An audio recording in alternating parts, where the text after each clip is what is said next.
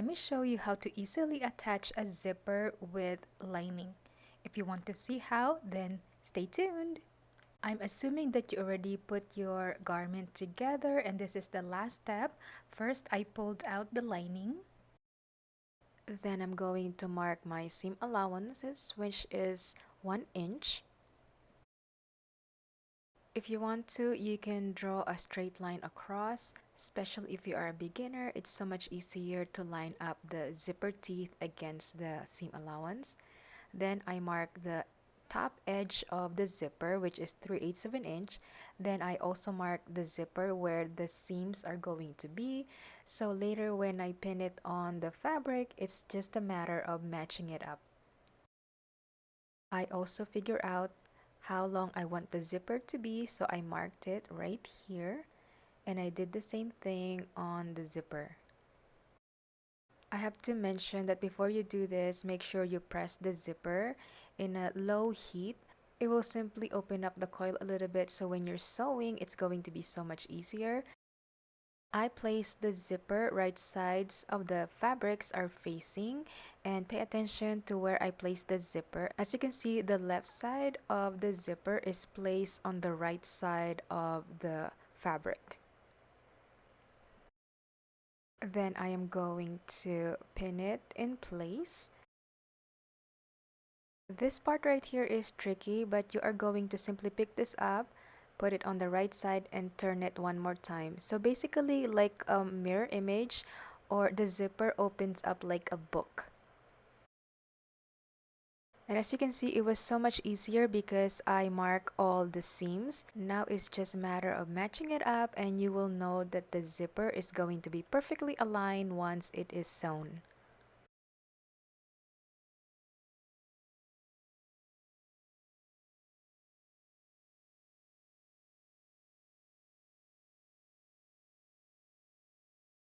And don't forget to test the zipper. So here I close it and nothing is twisted and I'm good to go. I will use an invisible zipper foot. These are very affordable. I got this in a set like long time ago, and this is one of my favorite presser foot. Makes the zipper installation super easy and it looks professional. And as you can see here, I am sewing down the zipper and I am making sure that the coil is standing up, or the zipper teeth. That way you will not see any zipper tape picking out at the back, so it's going to be completely invisible.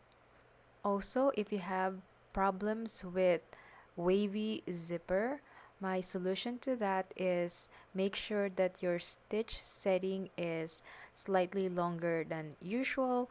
So I sew on 2.6, but I will put the zipper on 2.8. For some reason, it just worked. It doesn't create that wavy finish at the back. When you know, you know. And then I close it up and look at this. The seams match perfectly.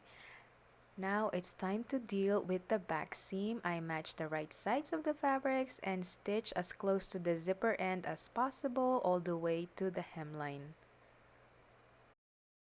Then I stitch the zipper end and I will trim off the excess. Next, it's time to finish the lining. I open up the zipper, then fold out the lining, matching the right sides of the fabrics, making sure that the top edge is nice and flat. Then I am going to pin it in place. I am going to be sewing as close to the zipper tape as possible.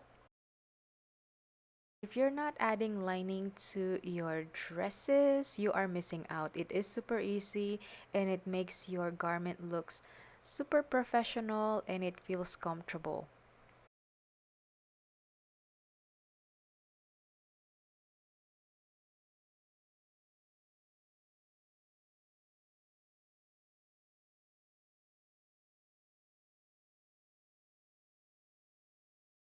After that, I turn it out, and if you want to, you can trim off the back corners, but I didn't do that just because the fabric is not that bulky.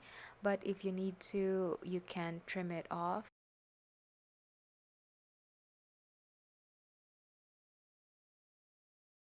And look how gorgeous that is. looks professional and clean. The zipper tape is totally enclosed. Now it's time to sew the back seam of the lining and then hem it if you want to. I will also hem the dress, serge it first and fold it once and stitch all the way around.